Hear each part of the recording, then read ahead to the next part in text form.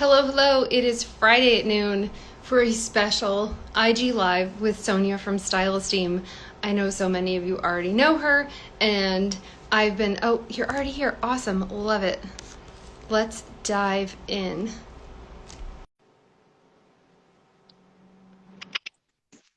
Hello. Hi. Happy Friday. Happy Friday at last.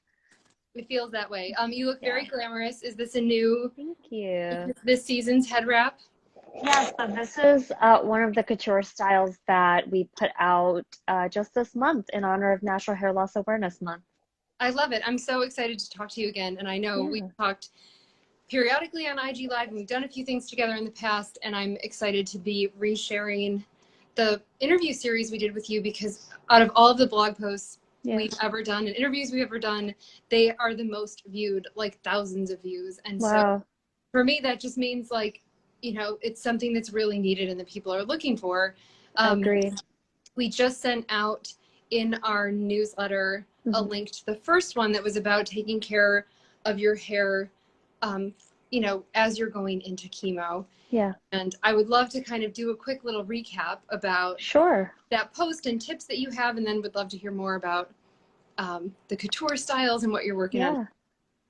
Absolutely. Yeah. Thank you so much for being my partner in all this and creating this amazing resource with me. It's something that, I think about it every day as I try to grow our community space to talk about hair loss, but especially this month, I've been really reflecting on what it means to have that space because I think, we go through so many different issues when we're diagnosed with breast cancer or really any type of cancer. And there's so many support groups dedicated to a number of different topics, Instagram accounts, you name it, blogs, it's out there. But hair loss was one of those things that I just felt was missing from the conversation. And I'm so glad we were able to create something that's helped thousands of women and that continues to help women all over. So that's amazing. I'm so happy to hear it.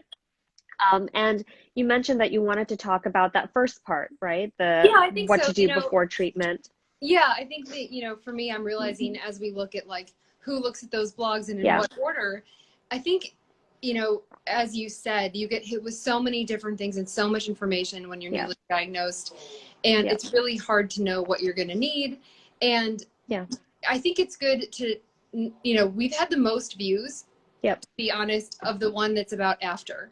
And I Hmm. think as you get to a point and you're like, okay, I did this. How do I feel better? But I Yeah. think it's really important, and you've done such a great job of Yeah. outlining what are the actionable things you can do to Yeah. help yourself when you're going into it. What do you do to be Sure. proactive? So let's Yeah. talk about that stuff first. Yeah, absolutely. I think you hit the nail on the head about the proactive approach because it's really a mindset. The most important and insightful thing I discovered in this whole process was hair loss. Yes, it's something that, you cannot necessarily control. It's something that will change how you see yourself, but it's possible to help that change how you see yourself for the better. It's possible to use that as a moment for empowerment, as a moment to sort of regain a little bit of control over your path of how you're going to deal with this, like you said. And so there's a few really important things to remember. Number one is you need to decide how you're going to deal with it. You should think about, you know, are you going to go ahead and shave your head? Are you going to do it in private? Are you going to have loved ones there? Will you make a party out of it? You need to think about what is going to help you feel safe and celebrated in that moment because what you're doing is taking charge of your health by going through chemo, by making these decisions to take these steps. So this whole gateway to the process, which is hair loss, is something that you should really be very thoughtful about. Don't think that this is something that's going to happen to you and you have no way of going about it. It's something that you can control. So Yeah, that, I yeah, love that. yeah. So it's about creating like a safe space with yourself, potentially loved ones, and going forward in a way that is creating a positive memory that you can look back on and kind of hold close to you as you go forward, because it is that first step. Another thing I would recommend is really getting prepared for what's about to happen by buying a few things that will help you. So number one is those side effects that happen when your hair starts to fall out. No one warned me about this, but it does happen. And I didn't know if what I was going through was side effects from the chemo itself or if it was because of the hair loss. But I figured out it's because of the hair loss. When your follicles start to die off, you experience a lot of different uncomfortable side effects, which can go from sensitivity to touch to severe migraines to feeling like your scalp is bruising at all times. And it's really quite jarring and uncomfortable. And there's, of course, a few ways to deal with this. And my favorite way was by getting a migraine cap. A migraine cap usually has little slots around the sides where you can put little ice packs. And so I would actually put my cap in the freezer anytime I knew I would need it, and then I would wear it almost all the time at home, 24/7, because it helps not just with the hot flashes that you experience when you go through chemo, but it really soothed my scalp. It made me feel so much better. My favorite migraine cap is linked in our bio in our Amazon shop, and along with a bunch of other little product recommendations that I use, so you don't have to go looking for it from scratch. Those are some of the most important things. A side note, if you have the time to do this, I didn't get to do this, but I wish I had. I would recommend considering getting microblading.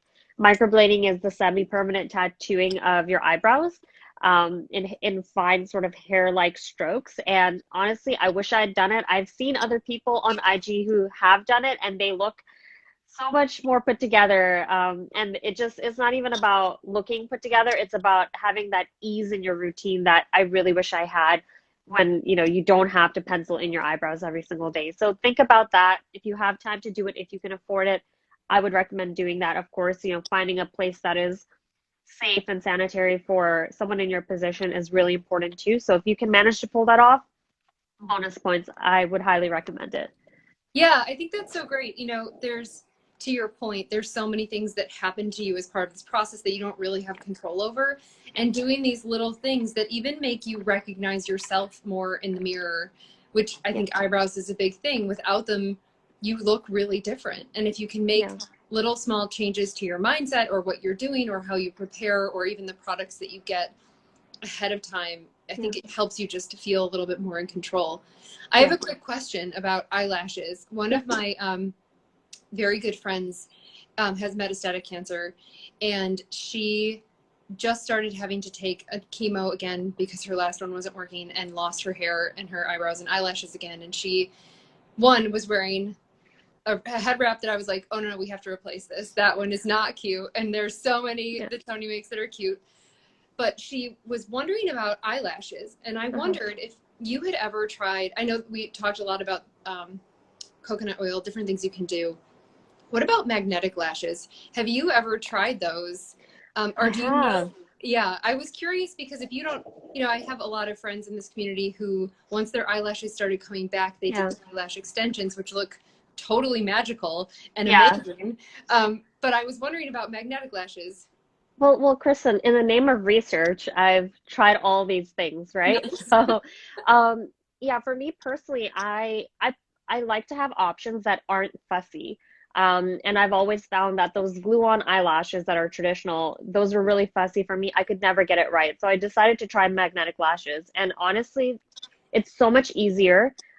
Usually when you buy them, you get a whole bunch of different sets that come with that one package. So you can go for more dramatic looks, more natural looks, depending on what you're getting dressed for. And it's pretty easy. You just swipe on the magnetic substance like a liquid eyeliner, and you just put on your lashes and you go. And honestly, I would recommend it if it's something that you're comfortable with, as far as like, the magnetic liner is not too much for your eyes. I know when you go through treatment, you can experience different kinds of sensitivity with your skin as well as with your eyes. So just be careful around that. Just test it out and see how it works. Maybe test it out when you don't need to go out and wear it. Maybe just Right. try it out at home. But if it works for you, I would recommend it. I think it looks great and it's so easy. Yeah, I was thinking that too. And that's a good point to test it ahead of time when you're not Yeah, going to go anywhere, and just maybe like a little bit because, yeah, eyes watering, Yeah. just general sensitivity, all of that stuff Yeah. heightened. Plus, I'm all about dressing up and looking cute at home. So it totally checks that box too. So if you want to Yeah. do it at home, try it out.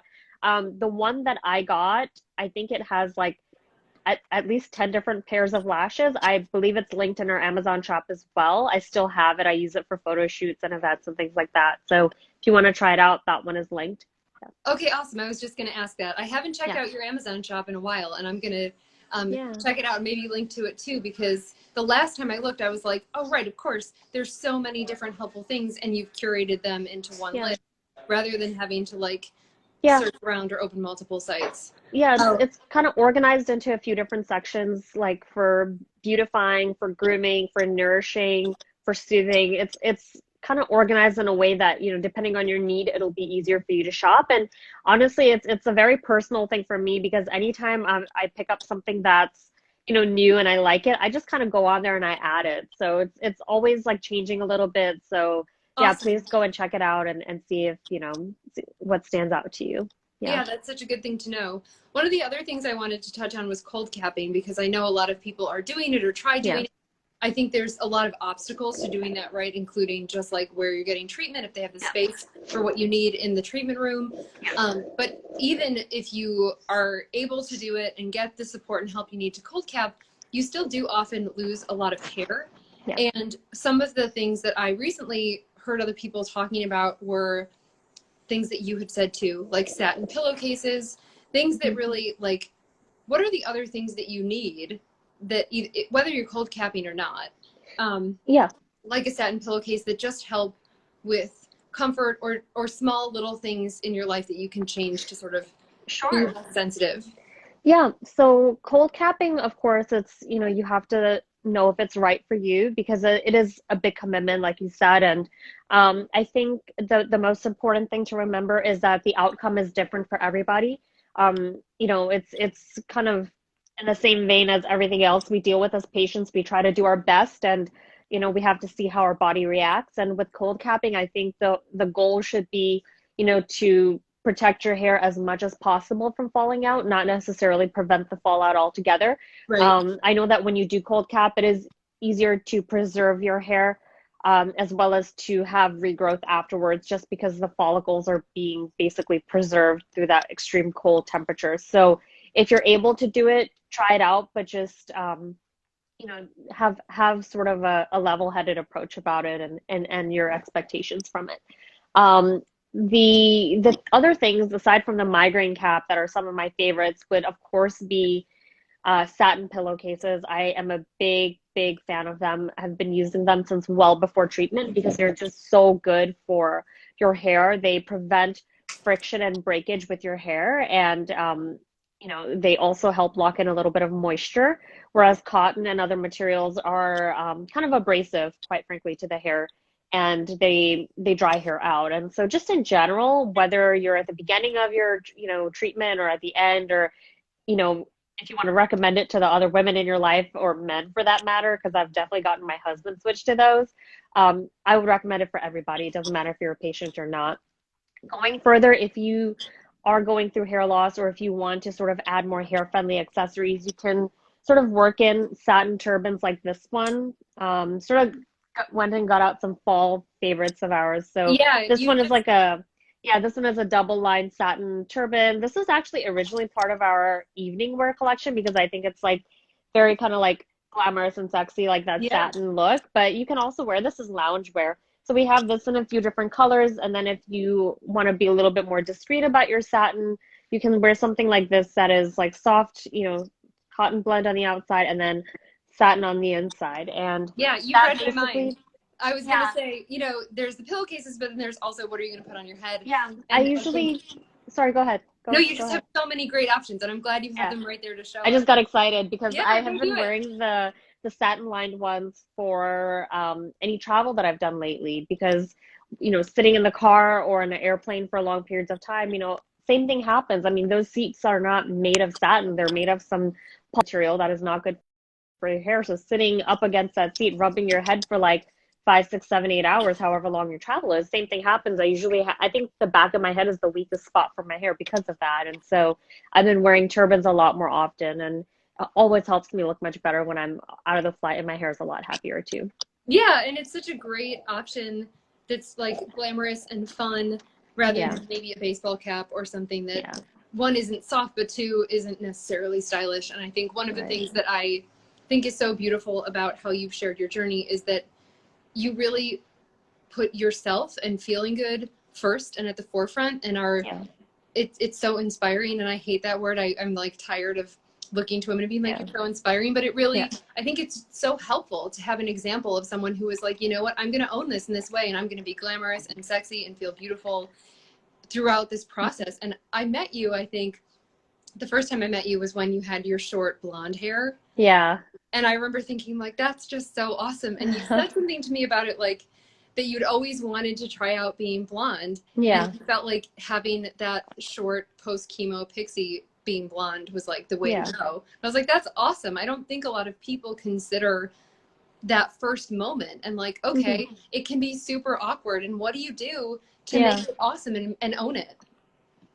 that's true. I mean, you really have to follow your heart because at the end of the day, it's your hair, it's your scalp, it's what you think of yourself. And that is the most important thing when you are, facing those hardest mornings when you're waking up with the peak, side effects from chemo or, the day after surgery, the day after diagnosis. Those are the hardest times. And you should always remember that your hair or your scalp, it's of course, an extension of your body and your physical self, but it's also this amazing medium to have fun with your look, to boost your confidence, to feel alive again.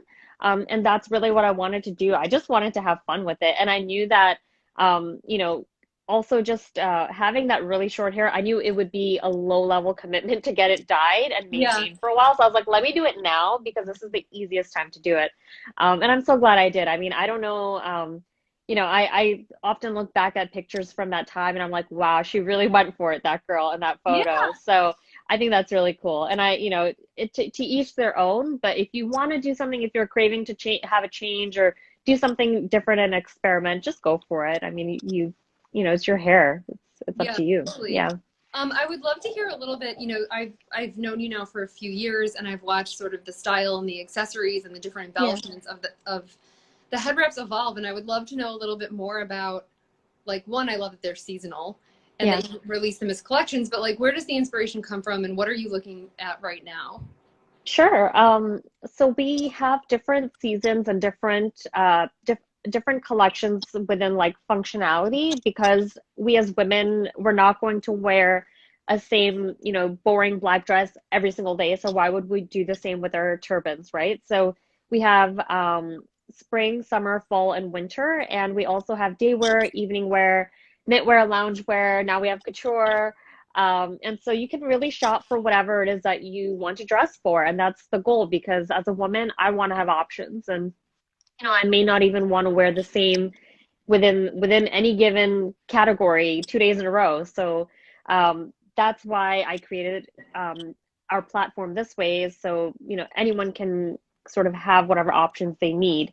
And as far as inspirations go, it's always changing. Of course, I wanted to sort of have a space where you can sort of lean into things that are in trend.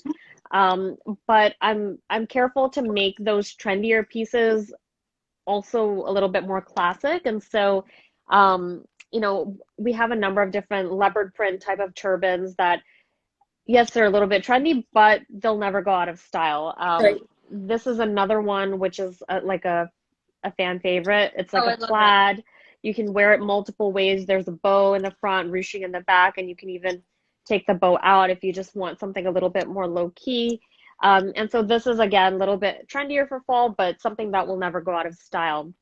And it was important to do that because, during treatment, we don't really have the average person, I don't think, has a ton of, money to spend on things that are maybe fun stuff, right? So you might buy the one item and that might be the one that you use. But if it's not going to go out of style, you can use it, that year that you lose your hair. You can use it the next year that you want to, cozy up a bit more because your hair is still coming back and you might be a little chilly. You can use it year after year.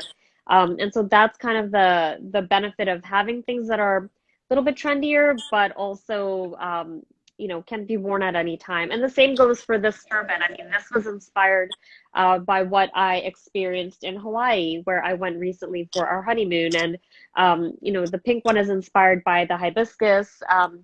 The black one back here that Grace is wearing was inspired by some of the black sand beaches that we saw. Oh, beautiful. And the green version of it was inspired by a number of the sea turtles I saw while snorkeling. And so that's kind of the route that the couture wear is taking. It's going to be very much specifically inspired by things that are around us, things that are in the moment, things that are beautiful, that make us feel alive and present. And so more of that will be coming. I think we'll have 1 or 2 styles per season, if that.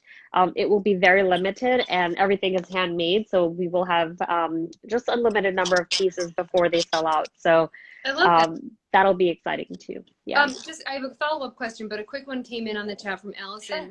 Does insurance ever do reimbursement for things like head wraps?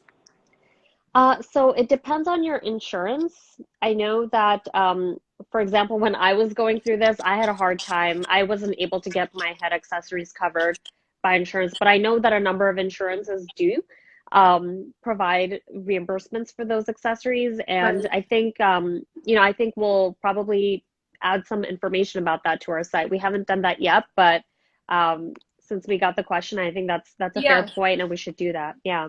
It's a really good question, Allison, Yeah. and I think you always ask good questions on these when you're here. Yeah, but it thanks really for that. it's so complicated with insurance, Yeah. but I do think, kind of any guidance. That reminded me that, like, oftentimes it's easier to get a wig reimbursed, or Yeah. I've heard that, Yeah. compared to other things, which is unfortunate because I think Yeah. that what you're doing is so much better than a wig, and Yeah. in the same vein that, like, you might not want to wear the same wig. I know people who've gotten like long, fun blonde ones, or, Yeah. something that sort of changes how you feel in your body in this moment that's really difficult, but they're uncomfortable. And I think you've created something that gives you a way to express your personal style, to make it more trendy or less trendy, or pick a classic version, or just cozy up, or even just like when you put yourself together up here, even if you're on the couch in sweatpants. And a wig just doesn't have that same, I think, versatility and coziness. Yeah, it's tough because wigs, I find, even though I wasn't able to get that reimbursed for my insurance, I have heard the same thing, that that's easier to get reimbursed. And honestly, it's unfortunate because it doesn't help us at all times in the way that you think it might. I was told by my doctor, hey, you're going to lose your hair before the next treatment, so you should just get a wig and be prepared for it. And that was it. There was no further conversation. And it really was just the tip of the iceberg for me, because I needed so much more to be able to deal with and cope with this, and to be able to live my day-to-day life. And so that's how the turbans came to be. And honestly, yeah, it is tough. And so if if you all need any help picking out the right thing for you, I'm here for that. We also have a 1-for-1 donation program. So for each turban we sell, we do donate one back. And so we try to sort of, make up for these little glitches in the system when it comes to healthcare and those resources. Yeah, that's such a wonderful thing. I love that so much. Allison asked another question. Wigs, I think, the inside of a wig is really scratchy. Yeah. If you have an irritated scalp or your hair is just starting to grow back, Exactly. Problematic. Yeah. Fun / not so fun fact about me is when I was within that first few weeks of treatment period where my doctor told me to go get the wig and to just be ready for it, it was so uncomfortable for me that I would actually travel to work with my hair in a Ziploc bag in my purse, and I would wear the turban because I thought I had to wear a wig. I thought that society expects me to wear a wig, so I have to take it to work. I have to put it on. People are going to look at me weird if I don't have some form of hair on my head. And I eventually just grew out of that. I was like, I have to put me first. I have to put my comfort and my sanity first, quite frankly. And it made a big difference, when I did that. Yeah, well, it's such an awesome story, and I love that you're doing it. And I think you've created such a valuable resource, and I'm just happy to be a part of it. I would love to do another one of these, maybe at the end of the month or in early September, to talk about, the what you do after, because you gave so many helpful tips in that interview that we did. We'll be sharing out, all the next 2 in our newsletter. Yeah. And I think it would just be great to have one more follow-up for people who maybe have read it or have questions or just reshare, because I think it was a year ago when we did this the first time, and you really talked about the things that you can do once treatment is over and you're trying to really figure out how to get back into your body and yourself and reclaim your identity and start to feel good again.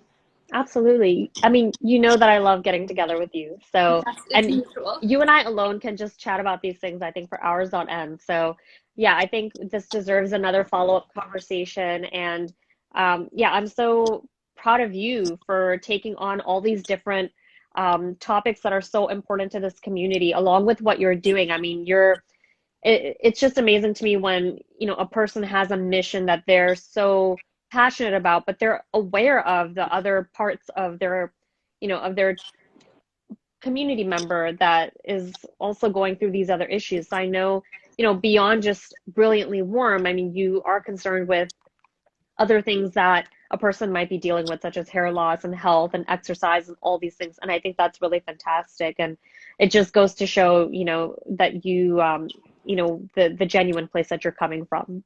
Yeah, well, thank you. I appreciate you for that. Yeah, I think it was really hard to talk to so many women back in 2017 when I started and hear just the plethora of things that everyone was dealing with. And I know I don't have the expertise or skill set or time or bandwidth or all of it to do much more than my own experience. And that there are women like you know, there's so many women out there who've gone through this and said, like, I can make this better for the next woman, and this is how I'm going to do it. And we're small, right? We're strong and little and mighty, but we don't have huge marketing budgets. We're not giant companies.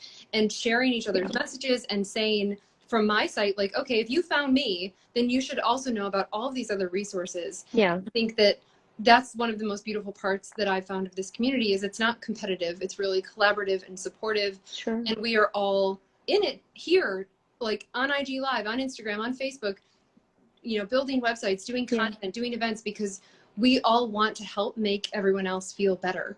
And I'm so happy to know you. And I think hair is a huge part of it. And you're doing such great work. So thank you for the time. Thanks for your work. And we'll do this again soon.